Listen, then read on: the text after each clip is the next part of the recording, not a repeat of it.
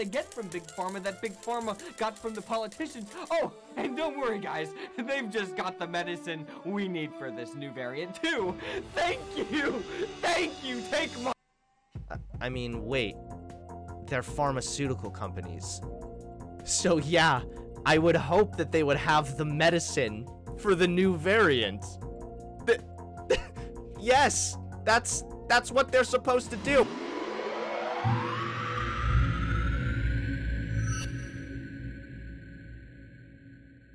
Now, most of you know that I used to make conservative content, and before I made conservative content, I would make sort of like Christian conservative content at times. And I also would have much more Christian conservative motivated content that I would make with my siblings when I was much younger. And a lot of my inspiration for my content at that time came from this channel called Blimey Cow. That might be a name that you guys haven't heard in a long time. You guys might not even know what the fuck that channel is.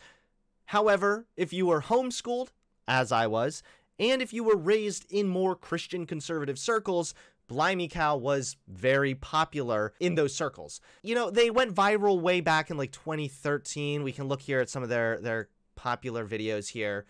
They're not particularly a political channel, but they do focus on somewhat controversial subjects in more of a satirical way.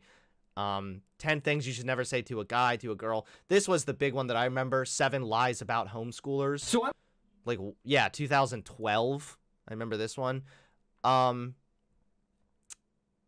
So that's part of the reason why this channel was so popular amongst the Christian conservative homeschool circle, because they made content very specific for that demographic. No, the channel's called Blimey Cow, not Limey Cow. I haven't really watched Blimey Cow in a while. You know, I've moved on past that. I'm no longer a homeschooled Christian conservative. The content, or I guess I've left the demographic.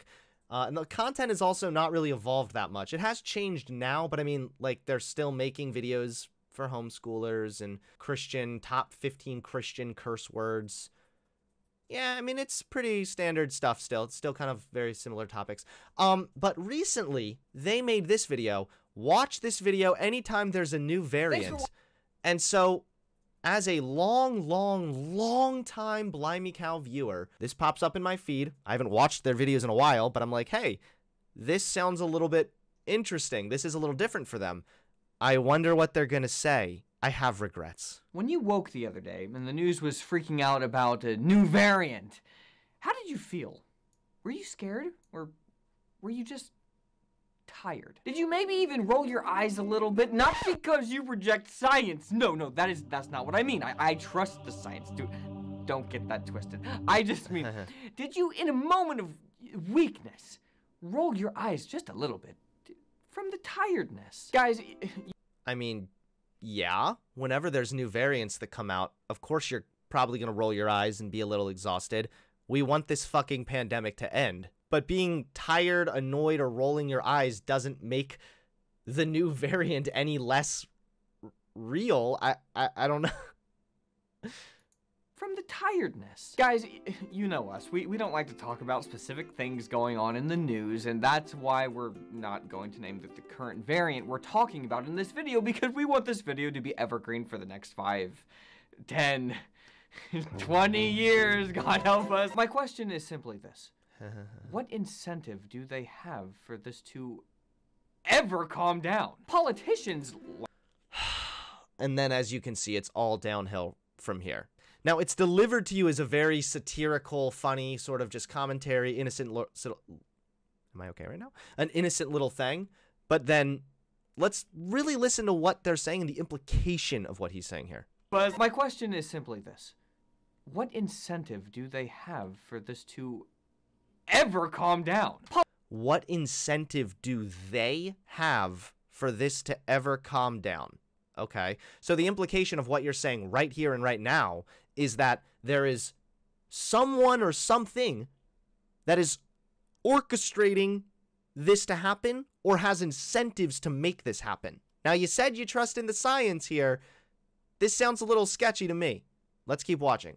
Politicians, do they have for this to ever calm down. Politicians like the power, the media like the ratings, Big Pharma likes that cash money that they get from the politicians, the media like the advertising money that they get from Big Pharma that Big Pharma got from the politicians. Oh, and don't worry guys, they've just got the medicine we need for this new variant too. Thank you, take my... I mean, wait. They're pharmaceutical companies. So yeah, I would hope that they would have the medicine for the new variant. Yes, that's what they're supposed to do. So now he's clarified what he means when he says that they have an incentive for COVID to never end. So the implication of what you are saying, buddy, is literally that the pharmaceutical companies, the media, and the politicians are all like in bed together to orchestrate this new variant because they're benefiting from it. Politicians like the power. What does that mean? What power have politicians gained from COVID? What power has the government gained from COVID? Now they might say, well, lockdowns, mandates, blah, blah, blah, blah. Again, that hurts the economy and in turn hurts tax revenue, which ultimately hurts the government, both local and federal. So doesn't really make sense there. Second of all, the government doing what it's done thus far as lockdowns, mandates, etc., these are all within the government's rights. There are not new powers that have been granted to the government on behalf of COVID-19. The government is using pre-existing protocols that have already existed for this type of issue. So what power do they like that they've gained that they now don't want to give up? They always had this power. Now they're using it appropriately because we're in a public health crisis. Second of all, the government is oftentimes following the advice from the World Health Organization or the CDC. This is not the government or Joe Biden that's just sitting in his office and is like, let's lock down all the small businesses. He's following the fucking CDC guidelines in the World Health Organization. Bad argument, dude. Disappointing. Thank you, take my money! The problem for them is that pandemics, they end eventually. That's how it goes. The problem for them. Again, who's discovering the variants? Not the media. Not the big pharma.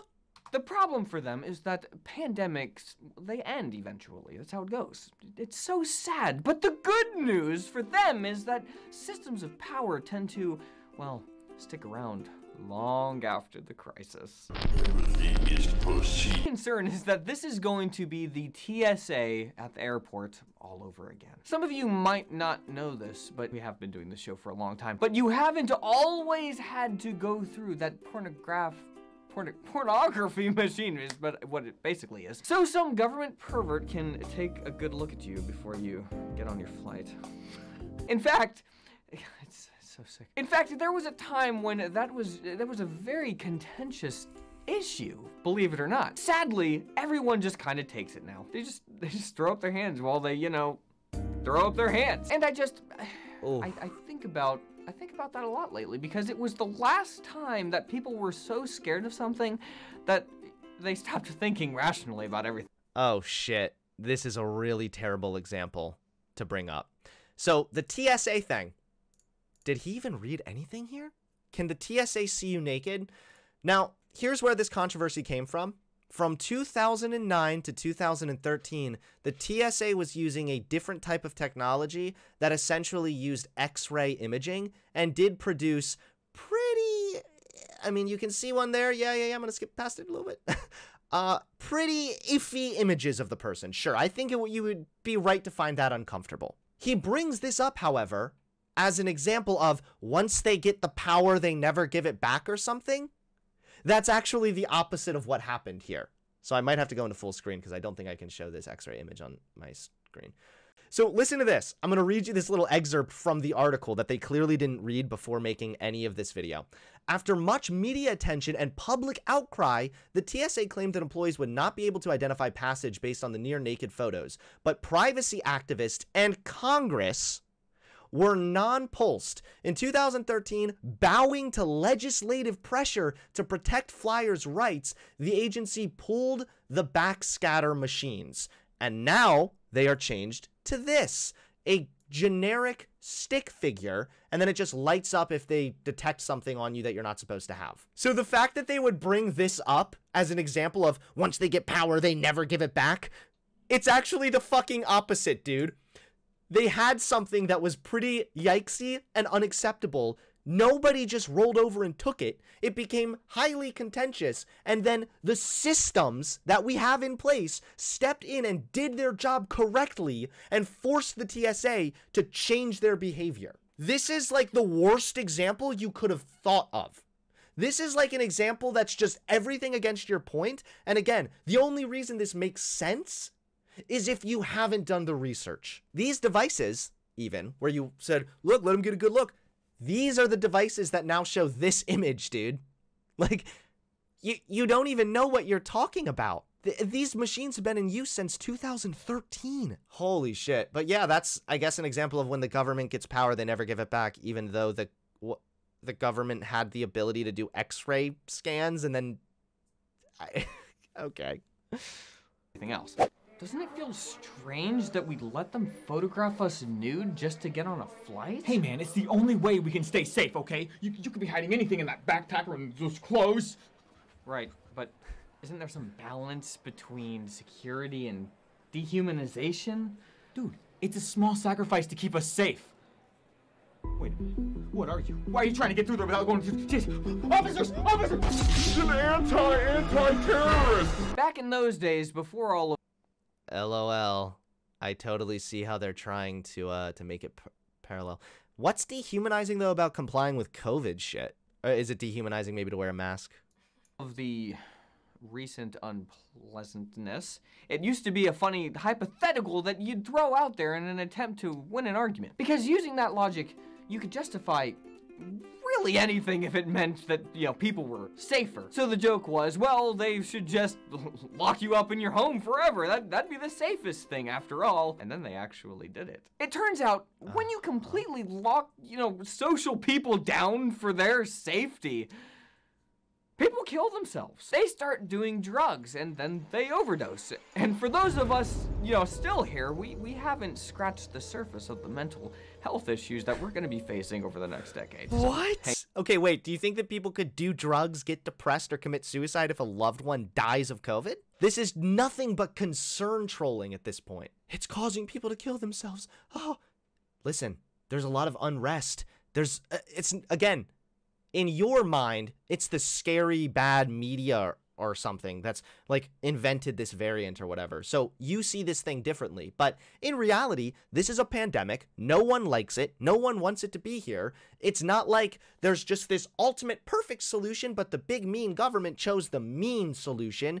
It's like, hey, what do? Do we lock people down temporarily to try and slow down the spread of COVID, or do we risk COVID continuing to spread? None are ideal situations here. There's evidence here from healthfeedback.org, which shows that lockdowns implemented did actually save lives, contrary to the claims made in the New York Post. According to the New York Post, the study found little correlation at all between the strictness of lockdown measures and death rates. However, as the New York Post mentioned, the ranking had several limitations. Specifically, the rankings didn't account for aspects like population density.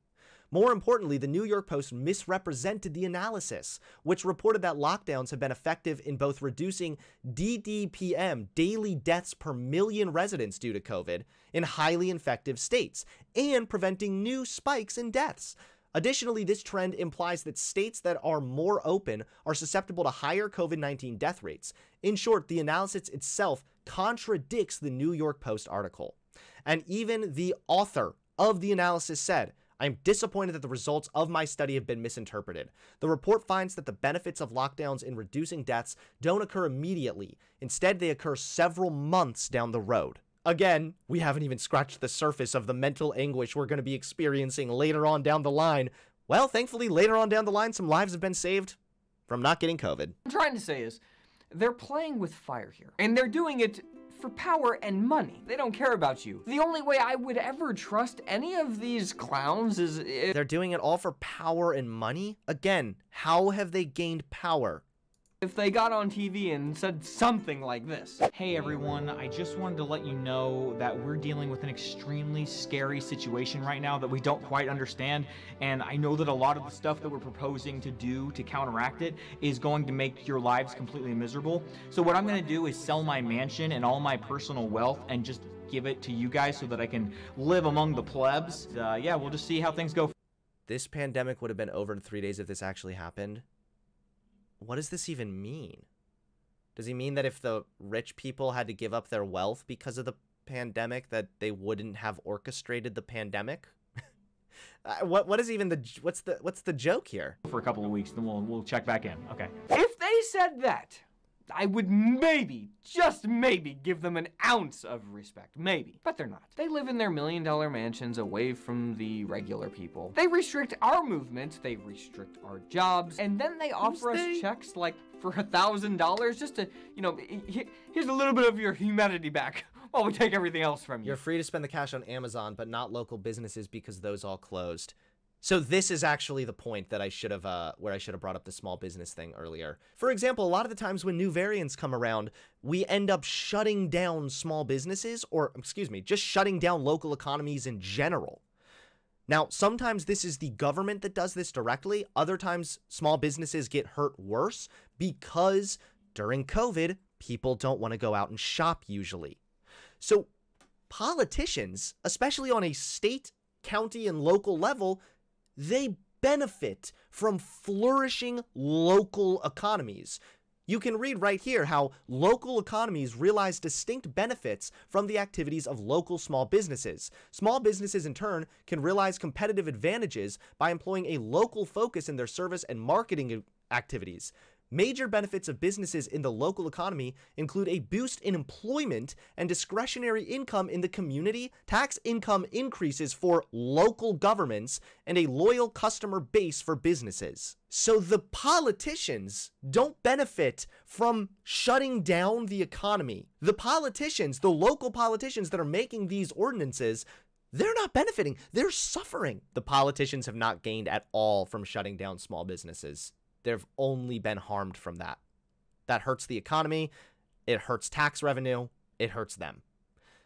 Second of all, local small businesses. This video is delivered to you as though it's supposed to be kind of this accepted fact that, like, the media, the pharmaceutical companies, the politicians, the elites, they're all working together to gain power. Like, they didn't really prove the point. They kind of just spieled off some bullshit and sort of expected you to just believe it. Look, I get that sometimes there are emergencies in life that uproot the normal way of doing things. But the bottom line is the incentives are all wrong at this point. So I don't trust you. The incentives are not all wrong. For example, you have a pharmaceutical company that wants to develop a medicine as fast as possible, that's as effective as possible, and then you have a government agency that wants to make sure that that medication is not only effective, but also as safe as possible. So you have these two opposing sides that are arguing with each other and fighting. The pharmaceutical company is trying really hard to get this medicine done,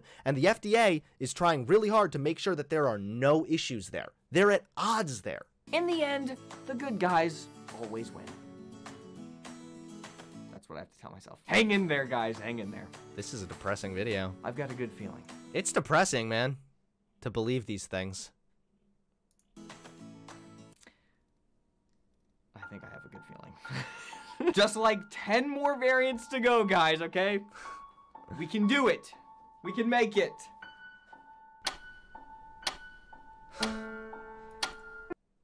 This was such a horrible video. I'm really disappointed in Blimey Cal. Like, this channel was a huge inspiration. This dude here, Josh, I talked to this guy once in messages. He gave me advice for starting up my little channel with my siblings. Well, I commented, said as a longtime viewer, I'll be reviewing this tomorrow on my Twitch stream. I'd be happy to chat with Jordan or Josh, whoever sincerely holds these beliefs, during my live stream, because I know Josh writes the scripts, so I don't know. Either way, pretty disappointed in this video. I was hoping that one of them would maybe want to come on and talk, but it doesn't seem like that's not really their thing. But Hey, invite's still open. Either way, what a fucking shitty ass video. Basically just like baiting like conspiratorial ideas while making completely false claims, making completely false claims about the TSA. Just a disappointing video all in all. Wow.